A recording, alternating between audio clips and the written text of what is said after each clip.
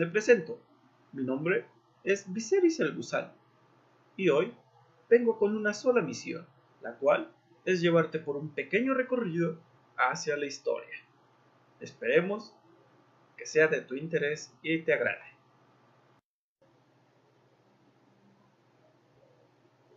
Un día iba caminando por mi pequeña rama, allá en una colonia muy fea, ustedes no la conocerán.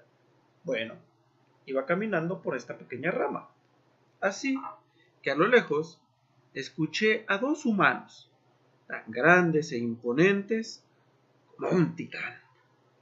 Pero bueno, iban hablando sobre un libro que habían leído, y uno de ellos le preguntó, ¿cómo es que los antepasados le hicieron para escribir tanto? Sobre todo, para saber de qué escribir, y sobre todo, ¿cómo sabían cómo lo tenían que escribir? La verdad es que no sé cómo es que a pesar de que pasan los años, los libros que se escribieron hace mucho, mucho, mucho tiempo, podemos seguir disfrutándolos. E incluso, en la actualidad, podemos hacer una pequeña lectura desde nuestros teléfonos. La verdad no sé de qué estaban hablando. Y bueno, esa pregunta también me intrigó a mí. Así que me puse a investigar. Y entonces es donde damos comienzo a esta gran aventura, poder descubrir todos los secretos acerca de la literatura. A todo esto que llamamos literatura, tiene un comienzo desde que el hombre pudo escribir o descubrió la escritura. Y como tal, tiene una historia muy, muy, muy extensa, tal como la vida del hombre. Pero no te apures, hay formas fáciles de saber toda esta información y las veremos enseguida. Como tal, la literatura la podemos dividir en 4 épocas de la historia. 4, para que se te sea más fácil memorizarlas o estudiarlas. Y estas son la literatura de época antigua o la literatura antigua, la literatura medieval. Como número 3 tenemos la literatura moderna y al final la literatura contemporánea, que es la que llega hasta nuestros días. Y bueno, como tal en este video solo veremos la literatura antigua. Esta se desarrolló alrededor de... Bueno, como tal, la literatura antigua se desarrolla desde que el hombre descubrió la escritura, como ya te había dicho hace un rato. Y esto sucedió hace más o menos en el año 3500 a.C. y terminó con el nacimiento de la Edad Media. Esto ocurrió en el siglo V, más o menos por el año 476. Búscalo en el calendario si quieres. Pero esto después de Cristo, obviamente. Bueno, cabe destacar que todas las representaciones que vas a ver no se desarrollaron simultáneamente. Cada uno tuvo su tiempo. Como vemos, esta edad antigua dura muchísimos y muchísimos años. Sería absurdo que la sociedad se hubiese desarrollado en una sola forma y en un solo tiempo. Así que cada una tuvo su apogeo. Y enseguida los veremos. La escritura de estos tiempos tiene ciertas características que hasta el día de hoy son objeto de estudio.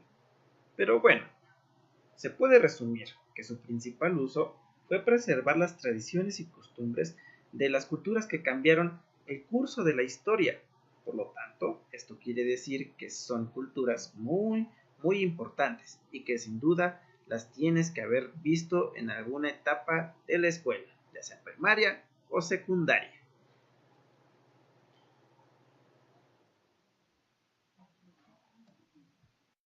Los temas más comunes que podemos encontrar en este tipo de escritos son la religión y las cosas sobrenaturales, además de anécdotas y escritos de un gran número de civilizaciones antiguas, muchísimas.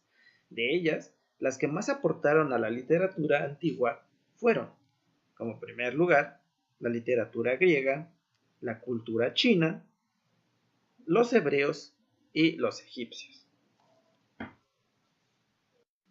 Como tal, la escritura griega hablaba sobre dioses y sus grandes emperadores, obviamente. Las obras más destacadas de esta época son la Ilíada y la Odisea de Homero. Espero que ya hayas escuchado de ellas. Y no me refiero de Homero Simpson, ¿vale? Estamos hablando de un filósofo griego, muy famoso. Los egipcios realizaron cosas similares. Hablaron de sus dioses y tradiciones.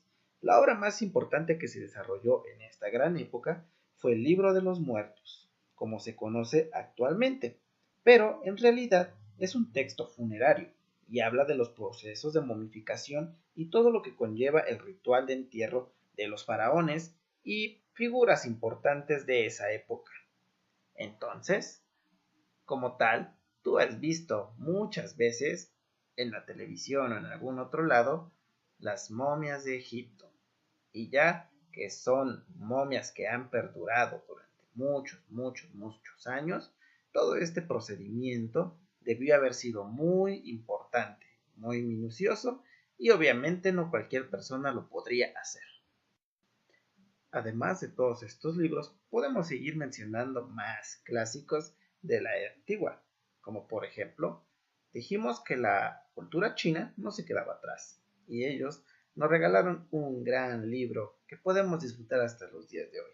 Este libro se llama El arte de la guerra de Sun Tzu. De seguro lo has escuchado alguna vez. En él relata 3 estrategias para ganar a cualquier enemigo en la guerra. No por nada se reconoció por ser un gran general. Y como dice la frase, en el amor y en la guerra, todo se vale. Además, este libro fue utilizado durante toda la historia por grandes generales militares de diferentes épocas, en las guerras antiguas y hasta en la más reciente, y mortíferas como la Primera y Segunda Guerra Mundial, que seguramente has visto en tus clases de historia. Fue terrible. Pero, a pesar de que tuvimos todos estos aportes de solamente la Edad Antigua, sin duda no podemos dejar atrás que la civilización que más aportó en la época fue la cultura griega. Estos griegos sí estaban en otro nivel, no solamente hablando de escritura o literatura. Estos hombres fueron grandes constructores, ingenieros, astrónomos, demasiadas cosas. Su civilización, a pesar de ser antigua, pudo haber llegado mucho más lejos con todos los avances que ellos solos pudieron hacer.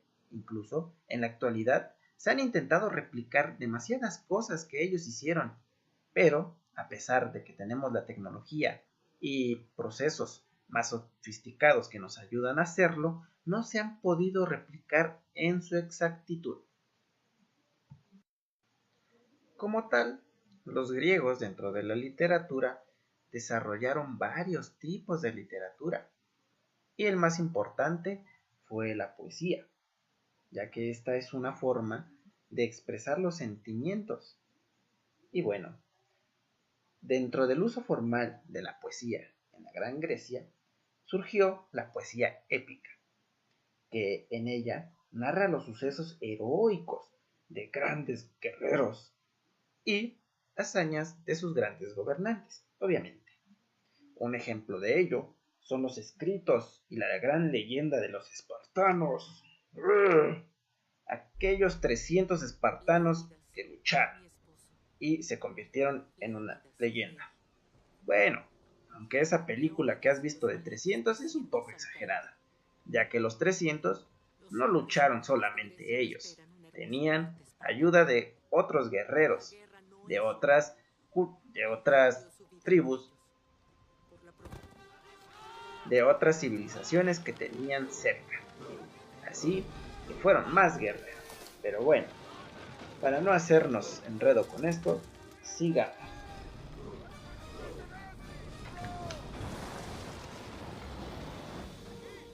Otro gran ejemplo y leyenda que podemos atribuir esto es Aquiles, el máximo guerrero griego que peleó en la guerra contra Troya y murió en el lugar. Así se convirtió en una leyenda. Y para comprobarlo, seguro has escuchado este dicho: te dieron en tu talón de Aquiles. ¡Oh, grande y glorioso Aquiles! También, en este tiempo, no solo nace este tipo de poesía, y nace la poesía didáctica, que básicamente consiste en utilizar estos escritos para enseñar a los niños sobre la mitología griega y hechos históricos de su civilización y como principios de la educación, básicamente. Así que podemos encontrar a los grandes maestros que fueron los filósofos y tenían a sus pupilos. También nace la poesía lírica, que es el acompañamiento de los poemas con instrumentos musicales, en específico la lira. Gracioso, ¿no?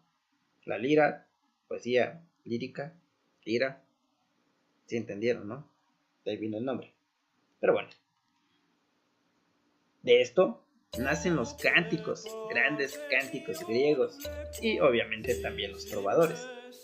Vaya, ¿quién diría que los trovadores tienen un origen tan antiguo? Así podríamos resumir la Edad Antigua. En cuanto a la literatura, obviamente. Fue un viaje largo, pero nos vemos en el próximo video. No más.